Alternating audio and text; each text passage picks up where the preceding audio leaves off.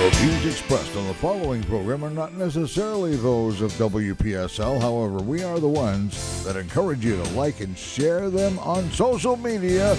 Make comments too. But right now, it's time for the show that lets us know what's going on out there in the community. The Sue Ellen Sanders Show with your host, the one and only Sue Ellen Sanders. Welcome to the Sue Ellen Sanders Show, and I'm glad you're here.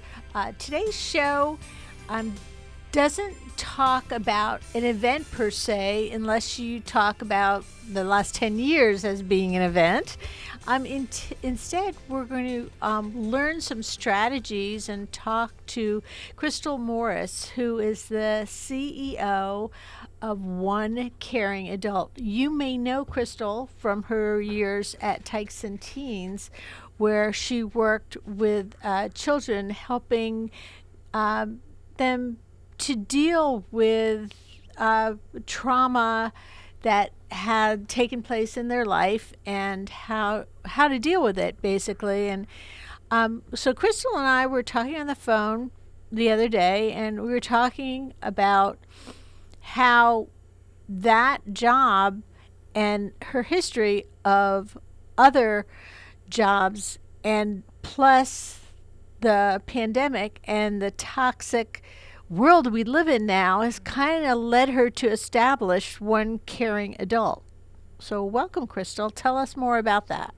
No, thank you for having me. I appreciate the invitation. So the vision of One Caring Adult is really to see a dismantled school-to-prison pipeline. I'm troubled by the fact that we've gotten so used to saying that. We have this school-to-prison pipeline. We have these achievement plans that just never seem to go anywhere, and we're not making any progress.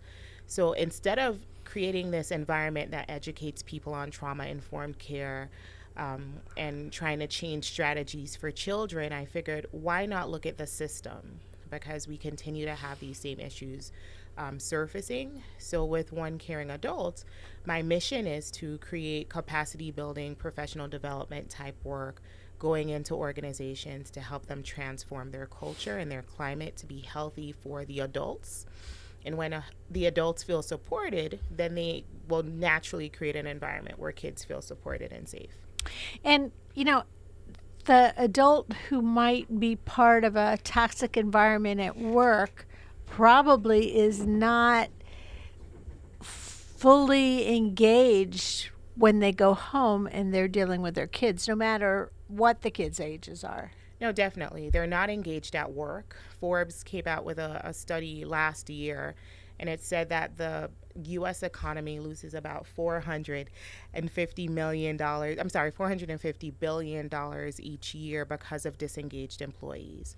And the top reason for people being disengaged and leaving in this great resignation is toxic work cultures. So if you're battling all of that at work, the last thing you have time to really do is to come home and to help your child regulate. So it's easier to create an even more toxic environment for that child by dealing with it in all the wrong ways. You're shouting, you're screaming, you're ignoring, which sometimes is even worse. Leave me alone. I've had to deal with all this at work, and I don't have to deal with this at home. Exactly. But then they also see you coping in an unhealthy way, which normalizes this dysfunction, right? If you're coping with work with having a stiff drink, or binge watching Netflix for 20 hours straight, or whatever other strategy. And I'm not saying that those things don't have their time and place, but if that is your natural go-to, what we unconsciously do is we teach our kids, hey, when you're stressed, go pick up a bottle. When you're stressed, punch the wall, do all these things that they see us doing because we're not coping effectively. The other thing that, you know, whether you're a parent or a grandparent, or you live next door to someone who has a family and you've been privy to what they're dealing with, that you learn quickly, but as a new parent you might not know, is that children are learning even when you don't intend them to. For example, you know, I used to think when my kids were little that when I was actively teaching them, that was when they were learning. And then, you know, the first time the child parrots something back at you that they've seen you do that you weren't particularly proud of, that's when you realize that they're learning all the time, whether you want them to or not. So the truth of the matter is kids start learning in the womb. It's just that we don't realize that. Because however we deal with our stressors and our feelings, our emotions, that passes down to our children while they're in utero. So if you're a woman and you're pregnant with a girl, the study of epigenetics tells us that your stress is impacting your daughter's stress, but it's also impacting your daughter's children.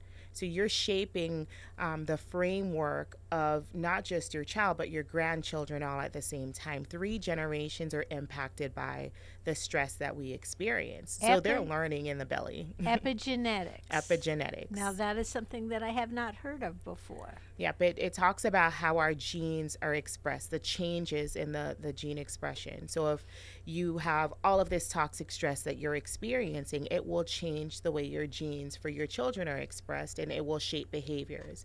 So that's one of the contributing factor to so many children having ADHD. It's not necessarily ADHD. It's the impact of trauma. But when we see behaviors and we stay at the surface, oh, he's always moving, he's always talking, he's always getting in trouble, no one is asking what's happening or what has happened to contribute to all of what we're seeing. So that's where epigenetics comes in. It not only looks at what's happening with the child, but what also happened with the parent, because all of that shapes behavior. Then you have that same child in utero in just ridiculous amounts of stress, cortisol flying through the ceiling, and they're born in a household where that stress doesn't go away. It gets worse because, hey, we have a baby we got to take care of. We got to pay for this thing. We got to feed this thing. We got to clothe this thing. So now you have the disengaged parent who truly doesn't want to be disengaged, but lights have to stay on and formula and diapers have to be bought. So you have lack of reading to children. We have the St. Lucie Reads Initiative here, and they do an awesome job of creating these little libraries, which is great. But if you have parents that are so they're not swimming anymore, they're drowning in stress, no one has time to read to this kid. So you have the lack of connection that comes from cuddling on the couch and reading the book, the lack of accessibility to new words. So they're not learning and growing the way they should. Then they get into grades, 1st grade, 2nd grade, 3rd grade, a big testing year, but they haven't had the same start that their peers from a more healthier, more stable household have. So you're seeing these learning deficiencies, these gains that are not being made. So all of it, stress is a big part, which is why I decided, well, let's deal with the culture that kind of permeates with stress and address the stress that parents and teachers and community members face. And maybe if we impact stress and we impact that corporate culture of toxicity, then we'll start seeing some shifts for our children in a more meaningful and sustainable way. And all of this was happening pre-March or February 2020. Yeah. It was pre-COVID. Yes. And that is something that you can only imagine how much worse living and surviving during a pandemic has made things. Yep. So when we use the word trauma is anything that causes us to feel this sense of overwhelm. It impacts our ability to function, our ability to cope. So many people have experienced something that might be considered trauma that's impacting their behaviors, but they wouldn't necessarily see it as such. Poverty, living in crime-filled communities, those are all trauma exposures that people have just gotten used to as life, so they might not see it as trauma per se. But now you have COVID. And everyone is feeling the squeeze of COVID, whether it's because I know for us, we sat down and had a meal with my parents for the first time since COVID for Christmas. We were all vaccinated, we were all boosted, so we felt safe enough to attempt it. But that disconnection, it impacted everyone in my household. It impacted me, it impacted my parents. No one escapes COVID and the stress from it. So if we thought we were seeing maladaptive or dysfunctional behaviors before, we've just upped the ante with COVID. And it's important for people to truly understand the impact of trauma, not just on the brain and development and learning, but on behaviors. We can't punish away trauma responses. That's not the fix for it. It's creating spaces where people feel safe, they feel seen, they feel valued, appreciated, they feel a sense of connection. And that's when we start impacting the stress and the trauma and mitigating it so that we'll see healthier outcomes. How do we do that? How do we even start? It seems like such a big homework assignment that will never end. So for me, it's like building a house. No one goes into a house and says, your foundation is beautiful.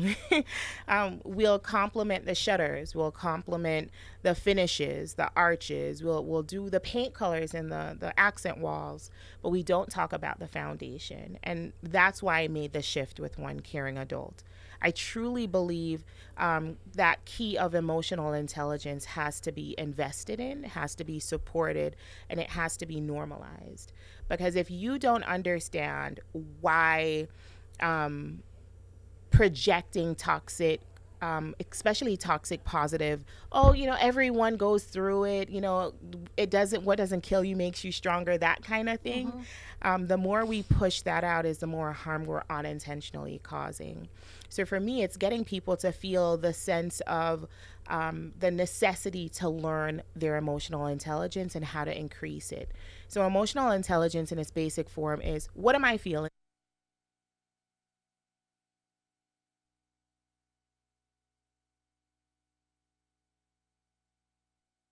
My thoughts, my behaviors, how does that impact the people around me? And if it's not something that I want, what do I need to do to shift it so I get the results I desire? We all have core values that we say. We are empathetic, we're compassionate, we want people to succeed. But unfortunately, for most, if not all of us, we have behaviors that we continue to practice that are not in line with our core values. So the more we grow our emotional intelligence is the more we're able then to see those disconnects and bridge those gaps. So that's my long answer for that. There are different ways of growing our emotional intelligence. And, you referred to the importance of watering the soil that the plants grow from. And so you're planting the seeds, but who are you? Who are we? Who are the people that are planting those seeds of emotional intelligence? How do we know who to turn to? So that's the greatest part of it. We all have seeds. We all have the ability to contribute in a positive way, for that matter, even a negative way, to someone's ability to cultivate a healthy emotional intelligence. So it's for us to be intentional. I love to say uneducated passion is deadly. And when we have people who are making moves, doing things, making policies, practices, decisions, but they're not aware of the impact, they end up causing harm. So a lot of it is just stopping and trying to just have this internal chat with ourselves. Why is this important to me? Why does this bother me? Why am I so passionate about this thing? And how does it look from the other side of the fence? Because we all tend to look at life through our lived experiences, which doesn't allow us to appreciate the lived experiences of others, because we just assumed everyone grew up eating lobster tails on a Tuesday, because I ate lobster tails on a Tuesday because I was raised pescatarian. But that's not necessarily normal. But if I start getting to learn what other people's experiences are, then it will cause me to have this shift so that I am really creating a space that honors my core values of empathy and compassion and connection and wanting the best for people. But we all have to take responsibility that we've been given seeds. No matter what your position, no matter what your income, your SES status, your sexual orientation, none of it matters. We all have the ability to communicate in a positive way so that we can promote this positive shift that we need to see. But it starts with that internal look first. Well, we talk about best intentions, and a lot of times, whether you're a parent or a teacher or administrator or a business CEO, you have the best intentions. And you may not be able to see the entire picture, and you may not be able to see exactly how what you do, your actions, how they affect the other people around you. So how do we take that internal look in? And I'm not even talking about the people without the best intentions, Yeah. because there are a lot of people, and you referred to TV and watching things on TV, and in the movies that when we talk about teaching, those bad guys and those people who are doing things that we as parents might like to watch on TV, they're teaching our kids too. They're teaching our kids, some of the shows, and not like I don't watch those shows, but everything is such a teaching moment. How do we create that internal dialogue? So one of the my favorite questions to ask people is, who's at your table? So when you first started asking the question, you asked, well, what if we can't see it from their perspective? We lack that understanding. It's not that we're trying to do the wrong thing. We are well intended, but sometimes that good intention, what is the saying, good intentions, the road to hell is paved with good intentions. So it's important to ensure that the room has people from every background. When we talk about diversity in spaces, it's not just ethnic diversity, it is also diversity of thought, diversity of experience, diversity of perspectives. If you exist in an echo chamber, you will never be able to cultivate a plan of policy procedures that will account for everyone in your organization, for every student in your classroom, for your school campus. But if you now include the voices of the people that don't necessarily think the way you think, love the way you love, worship the way you worship, vote the way you vote, now you have the opportunity to hear, learn, change, grow, so that everyone has the opportunity to feel safe and heard. And that's often the problem that exists. There is one mindset, there is one thought, so it creates this echo chamber, and no one really gets the opportunity to learn someone else's perspective, because it's not in the room for anyone to say, hey, but have you thought of this? That person has to be there. How do you get that person there? I think people want to be there. And I think, again, this is reflective of this great resignation that we're seeing. It's not that people aren't passionate about the jobs that they've had, the careers that they've had. The passion never went away. It was the unwillingness to empower and to amplify their voice. In this season, I think a lot of people are realizing, I'm the gift, I'm the resource. And we talked about it, where I said on my LinkedIn post, when your most passionate people start becoming quiet, there is reason to worry. And it's never just one person. One person might be the obvious one because they're always the most talkative. I know for me, that was it. I was very talkative and then I stopped talking. And that is the truth for most people that have entered into this space. So the people are already there. If you have an organization and you have missing spaces, especially in a leadership role, and the team that is there, they are making it work, they are churning out results, you don't need to bring someone from the outside in, you need to promote from within. So when these opportunities are missed, when these voices are heard, I don't know how many places I've been to and I've done work and they're like, wait a minute, you're coming to do another assessment, you're coming to do another audit. Haven't I already said this? When people feel like they continuously are asked for their feedback, their perspectives, their thoughts, and nothing changes. And they're repeating what they and say, they keep just to different people. Exactly. That is one of the most frustrating things in the world, because now you're showing them what you say truly doesn't matter, and that's when they really start growing silent. But the moment we create access and allow people to see that not only do we want to hear you, we want to learn why this exists, how it impacts you, and ways to fix it so that you feel safe, our clients feel safe, our students feel safe, and by extension, our community, that's when it shifts. But people are already there. The diversity already exists. It's just for us to tap into it. It's an untapped well. What if you have a boss that you don't feel comfortable going to and saying this to? How do you, if you are not the boss, affect change in your organization?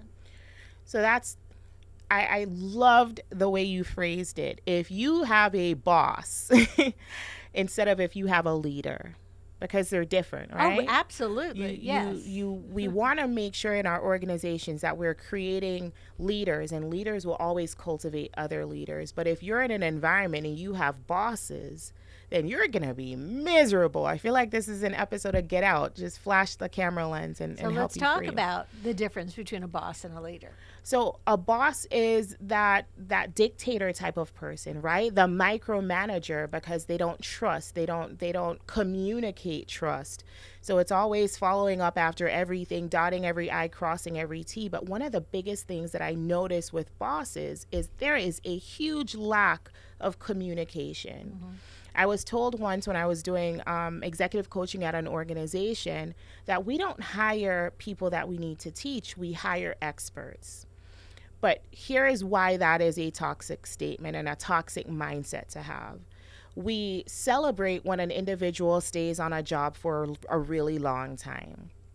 So if you've been on your job for 10, 15 years, you will always be a more attractive candidate than a person that has a new job every year or every 2 years. So if you're looking for a candidate with lengthy work experience in one specific space, that individual comes to you as an expert from that space, not an expert in yours. Right. And the experience doesn't necessarily translate equally. So you have this individual who is fully capable of over exceeding your expectations. They just need someone to really show them what those expectations are and how to achieve it. But because your mindset said, well, your resume says you know how to do it, so you should know how to do it. You should know how to do it for me and to my liking. You never explain, you never teach, you never communicate. But then you not only bad talk that individual, but you cause them to now start to question themselves and their capacity. And that's where this imposter syndrome thing comes in. For example, with the boss is always saying, you did this wrong, you did that wrong, you did this wrong, but not necessarily showing what the right thing is, what they want that's right, or why. So the beauty of a leader from that example would be not saying this is what I want from you, but being curious about, can you walk me through your process? Mm-hmm. How did you get to this outcome? What were you going for? So that they can understand, okay, so it's not that you don't know what you're doing. It's that worked where you're coming from. But here is why we do it this way in this specific space, because we've tested, tried it, proven that this is most effective for us. Because half the time, people will do things in the way that works for where they are. And if you've been in a space for 15 years and this is what worked there, if it's not broke, don't fix it. There is no need for you to learn and change. So you're going to come into the new space working the way you've always done. So it's important to validate. Leaders validate and they affirm. You validate and you affirm the individual because what they're doing might not be the way you would do it, but it doesn't discount the fact that what they're doing is right and effective. So you validate first, and then you come in and you coach. Bosses tell, leaders coach, and leaders are able to cultivate and to foster these great skills that are already present in the individual. So that's that huge difference that happens. But there are a lot more bosses than they are leaders, which is why we're seeing so many people just leaving in droves from organizations.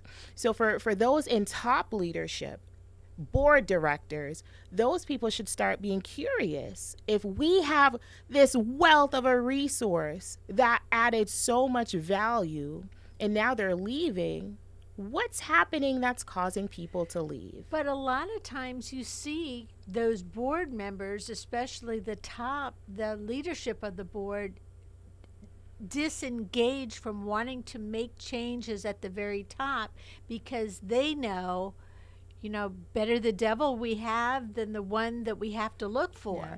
Because in an organization, if you're replacing somebody in upper management, it takes a lot of work and it may fall on them as volunteer or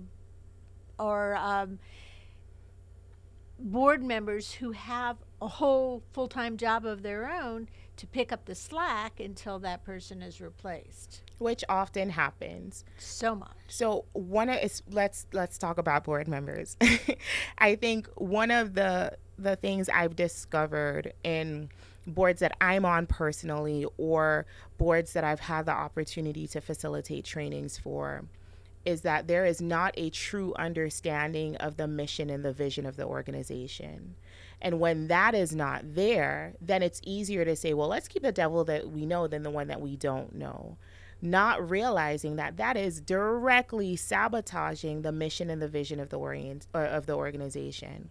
So it always starts at the head. When board members take an active interest in the product, in the people, in the services, in the outcomes, to know and to understand, then leadership looks different because accountability is there.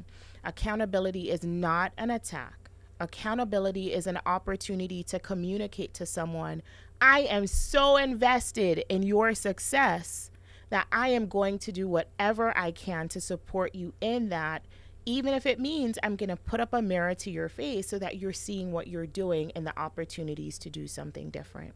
That's what accountability is. Let's talk about how that might translate in the school system. Yep. For example, you have your leaders that are in the administrative end of the school district, but then at each different school, you also have leaders that have the choice whether they're coaching or whether they're just saying these are the rules and you're going to follow the rules. Yeah.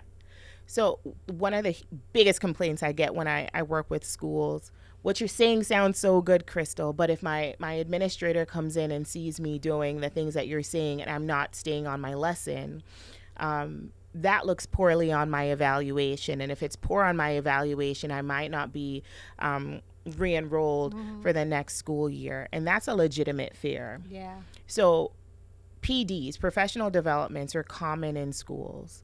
But let's look at how they're done. They're not always effective. They're never effective because we wait till the end of the day when teachers are already checked out, ready to leave. They're exhausted. They felt unsupported in the day. But now we're telling them you have to stay for an extra 45 minutes. So that's the real hard part. So, but I think another thing that makes them so ineffective is you're telling me that I need to stay here and learn this, but where are you? There's always an absence of administrators, of leadership, superintendents in those PD rooms. So you're telling me that you want me to fix this by learning this strategy that you're going to turn around and penalize me for if I use it. Where does that make sense? It doesn't. That's what needs to shift. And everything starts from the head, starts from leadership. We have a lot of policies and procedures in place in schools that are counterproductive to classroom connections. And if children aren't connected, they're not learning. We make this rush to engage the executive function of the brain. That's where children learn, without understanding and appreciating the fact that if children leave home and they feel loved and supported, they show up ready to learn.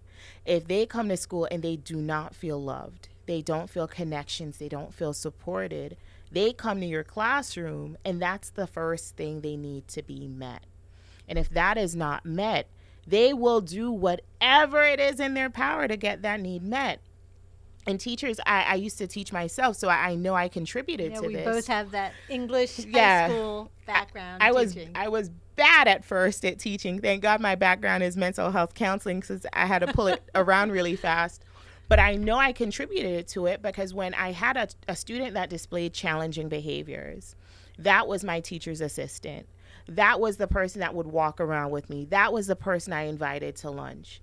It wasn't when that child acted appropriately or what I would consider to be appropriate classroom behavior. It was always when they were doing something that was just completely out of control. So we communicate when you're doing something right. Here's a high five. Good job. Thank you. Look at you. 10 seconds tops. But when they do something that is completely off the rails, they get hours of undivided attention. If I live in an environment where I am starving for connection, which of the two will I do? Mm-hmm. I'm going to do the one that's going to work. That's going to get hours of attention, no matter, because any attention is attention. It doesn't matter. If you're shouting at me, you are shouting at me. Yes. And that's what I need. Yeah. So when we have these amazing programs coming into schools, but it's the teacher that's already stressed because they're pouring out of an empty cup and they're hearing it, but the administrators aren't hearing it to be able to support them in a meaningful way, we don't see change. And that is the stress, and that is the issue that we have, which is why for me, I think the first person to be supported is not necessarily the student in the classroom. It's the teacher. If I work on supporting the student, I impact that one student while that student is with me, but then they go back into a classroom that spews toxic, they go back into the same behavior. They go back into a household that's toxic, they go back to the same behavior. But if I work with the adults, if I work with the teacher, now that teacher has 20 to 26 students in front of her, 20 to 26 students get someone that is showing them, I am here for you, and if you weren't here today, my day wouldn't go right.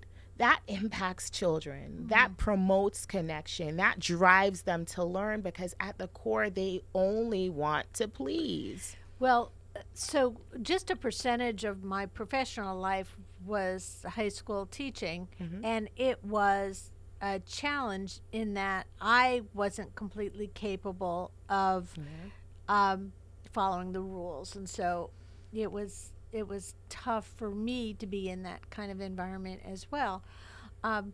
But one of my biggest challenges was not the students, but the parents.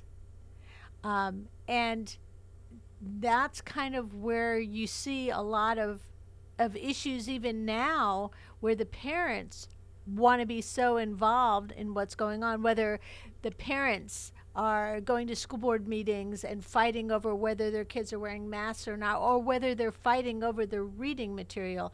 I mean, sure, there are some parents who come from a background that might be helpful mm-hmm. to the teacher, but from my experience, there were far more parents that were only looking out for their own best interests and what they felt that you needed to do instead. It worries me when I look from the communications perspective and see parents trying to be the people who were in charge of curating a list of books to teach a child 11th or 12th grade English.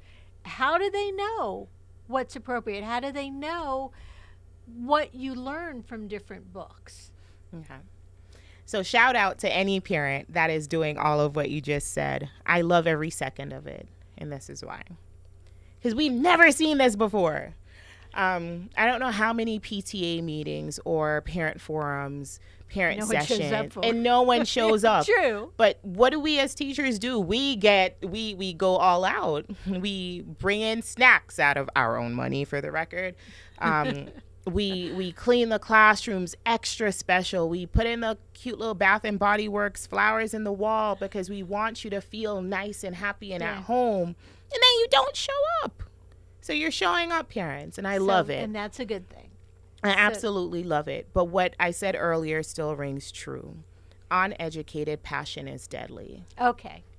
And I wondered how you would describe that in use, and that's a good description of it. So I love the showing up, keep speaking, keep advocating. You are your child's best advocate, but understand the weight of that advocacy, and understand that there is no cookie cutter solution that will serve every child.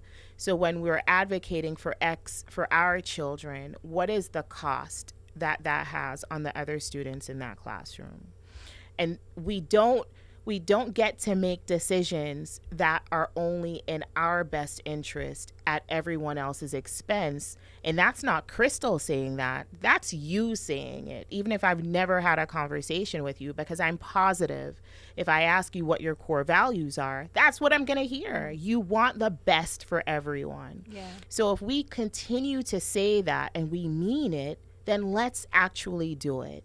And what is the best for everyone? The best for everyone is being in a space where we feel heard, seen, valued, appreciated. It is a space that is safe for everyone. And for a lot of children, so I'll go back to parents for a second. For a lot of parents, I think we tend to forget what our school was like. And for a lot of people that I see advocating for their children, I'm sure if I spoke to them, their story would be pretty similar to mine. There was a teacher in third grade, and because of that teacher in third grade, my life was transformed. I grew up in a from a very trauma-based background. I had parents that were very fortunate. I never had a financial need, but I was emotionally anorexic. And my third grade teacher was able to see that, and she followed me until I graduated high school, pouring into me. So she would ensure that I was calm and regulated when I was having a very rough day and I wanted to use words that you're not finding in Genesis or Revelations. She was able to support me academically. She was able to hug me and to say, okay, this will be good. When I see parents showing up and they're saying that certain things shouldn't be in schools, what we don't realize is we're taking from our children the thing that we needed in order to survive. The reason why my company is called One Caring Adult, there was a study that was done in 2019 and they surveyed students in schools. So for the elementary schools, 55% of students said they did not have one caring or supportive adult in their life. For secondary school, so middle and high school, 56% of those students said they didn't have a caring or supportive adult. So you're telling me that children that live in two-parent households or single parent with grandparents, nieces, aunts, uncles, Over in the 50%. foster care system, wherever they are, they're all interacting with at least one adult every single day. But yet the majority of them don't have one caring and supportive adult. In their perception. Which is the important thing. That's the important thing. Yeah. We feel as Yeah. though we are doing something. Yeah. I think I'm an amazing parent. My kid's over there. If you ask her, it might not be what she Well, says. perception is their reality. It is the only reality they will Yeah. have Yeah. because that's all they know, which is why emotional intelligence is so important. Emotional intelligence gets me to not look at it from how do I think I'm doing, but how do you think I'm doing? What can I do to help meet that need? So if we strip social emotional learning and some of these really meaningful things from the classroom, in essence, what we're stripping is academic gains, because you don't get academic gains from a student that is dysregulated every day of the week. What we fail to realize is the inmates that are on cell block D, they're not there because they're dumb.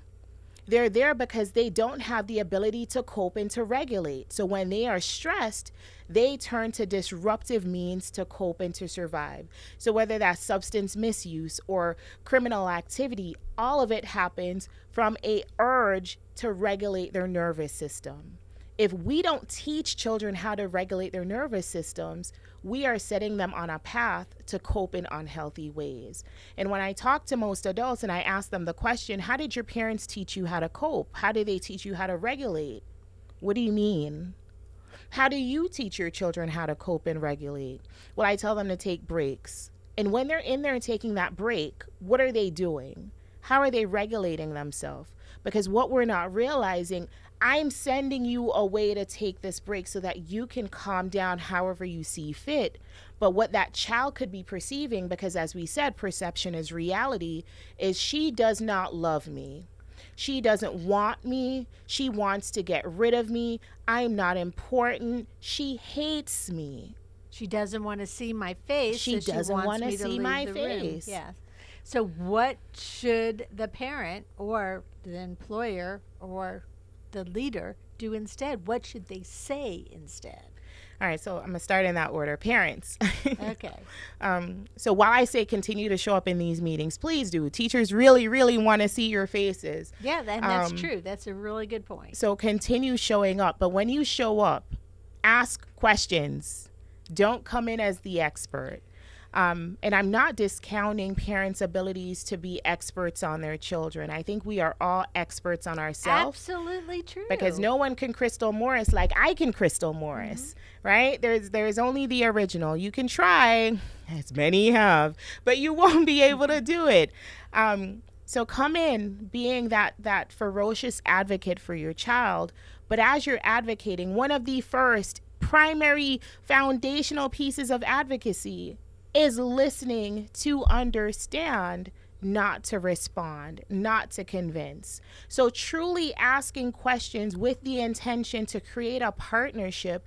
Why is it that you're doing this? Why are you teaching this? Why are you showing this?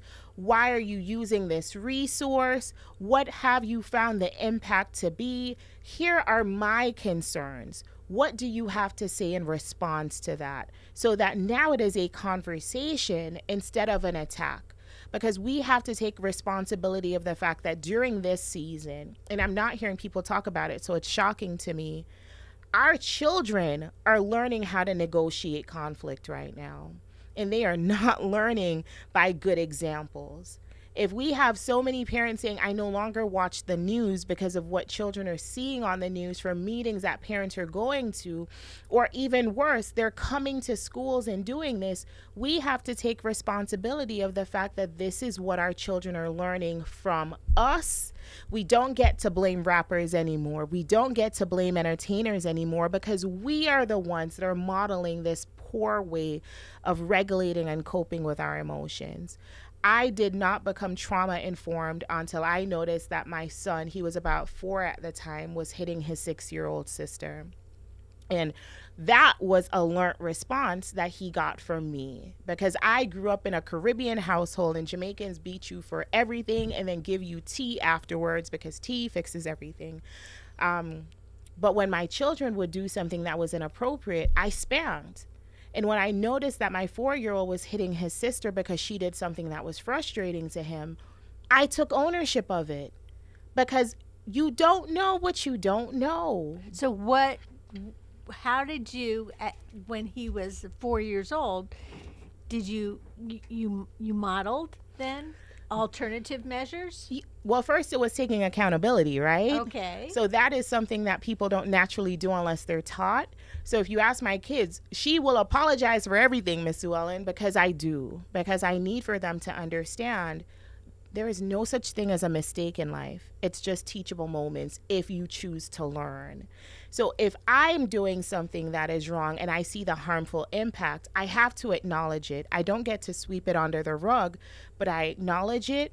I apologize for it, and then I go to restoring. I do a lot of work in restorative justice, restorative practices in school, and the intention of that is for people to understand you are not just punishing. There is a difference between punishing and discipline. I punished my children. Now I discipline. So that's the first thing I think parents need to grab hold to so that they can make some shifts in their household. And then by extension, when they communicate with others. Punishment is something that happens after something that we don't want to see comes up. Discipline is that proactive approach. So how can I instill this concept of integrity in you where you know this is right, you understand why it is right and why doing the opposite is wrong, and I create for you opportunities to practice. What about the parents, and there are plenty of them out there too, that believe their child can do no wrong even when faced in their home or with a report from school, they just ignore it or make excuses for it, and then those children grow up to think that they are the best at everything they do, even when they misbehave. So I think that parent is doing an amazing job of creating a supportive environment for their child. Your child is perfect to you, and that is fine. I love that. I celebrate that. Keep instilling that degree of confidence in your child. I was talking to my daughter about confidence today. That child will grow up really confident, and I love that. But we have to look at the flip side of the coin. When we don't teach accountability, when we don't show our children that there is the possibility to grow, to learn, to do better, they will accept the level that they are. And mediocrity has now been acceptable and considered to be mastery. So no matter how amazing my kids are, I celebrate that. And then we discuss, so the next time this happens, would you do it differently? What was the impact? Impact is always important because intentions and impact are different. But it's starting to cultivate this sense of, I want the best, most perfect kid. So what can I do to create that? And you don't do that without some discomfort. I know there's a lot of a conversation about discomfort recently, and this applies for parents. It applies for leadership in organizations as well. Discomfort is necessary. If anybody's heard me speak before, they've heard me say this, but I've birthed 3 children. I've been a lactation consultant for moms who've birthed multiple children. I've never heard a story of a mom when she is 10 centimeters dilated, ready to go, saying, you know what, where's my clothes? I'm ready to go home. I'm not going to do this anymore because it's uncomfortable. Instead, they lean in and they bear down. I didn't know what bear down meant until I gave birth. But once you've done it, then you figure it out real fast. But we lean into that discomfort. We lean into the conflict because that is where growth happens. Growth is right outside of our comfort zones. So when we raise children to want to always be comfortable, we never allow them the opportunity to grow. When we keep our organizations comfortable and maintaining the status quo, we never give each other the opportunity to grow. That will always benefit some, but it will never benefit all. And if we start looking at the cost of attrition, of the cost of disengagement, of the cost of corporate trauma, we will realize that we are losing far more than we're making. So it makes sense to have this shift happen where we are leaning into discomfort, we're leaning into conflict. And for me, conflict is a signal of change. Something new is being birthed. It's not confrontation. They are 2 different things. I'm finishing up my Florida Supreme Court certified circuit mediator licensing this month. No, we're in January. So in February, conflict is not confrontation. It is not a fight, but we've been led to believe that it has to be. So conflict is okay. Conflict is healthy. Yes. Conflict is necessary. Conflict is the peanut butter to the jelly. It really, really is. It just depends on your intention for engaging. So when I see parents showing up to school board meetings, what is your intention for engaging? Are you truly seeking to advocate for your child? And if so, then let's talk about advocacy, because I will 100% support that, even if I disagree with some of what you're saying. But I will never disagree with advocacy. But if your intention is to disrupt, then please understand that that not only damages your child, it damages mine, and it damages the children in our community. If we're going to truly be the village that raises our children, we have to look at our actions and the ripple effects of those actions. We have to teach that same concept to our children. But leaders of organizations, they have to also look at it as well, because we are all inextricably tied. There is no disconnecting or disassociating. We are all tied. So that's why I can work with law enforcement and work with organizations and work with schoolhouses, because ultimately we are working with the same families. We haven't even gotten into your work with law enforcement, and I know that's been a lot of what you've done lately. How do you work with law enforcement? So I will do this real fast before we wrap up. But before I even get into my work, I have to say a huge thank you to Deputy Chief Hester with our Sheriff's Department. This week was a extremely trying time for my family. We had a loved one that was lost, and he, while away at a training, sprung into action and ensured that my loved one made it home safely and checked on me afterwards to make sure my sanity was intact. But Chief Hester, or Deputy Chief Hester, we had a conversation where I talked about how do we fix communities? And for me, the fix to communities is in community policing. I'm from a household where my mother was law enforcement, my uncles were law enforcement, so I grew up seeing that. I value law enforcement. But I also understand the fear that people have when it comes to law enforcement, because while my family member was missing this week, I was terrified to call 911 because I didn't know what it would look like for this Black man that is obviously disoriented to be approached by a police officer. That's the work I get to do at the Sheriff's Department. So we talk about what trauma is and how it surfaces, how it manifests itself in individuals.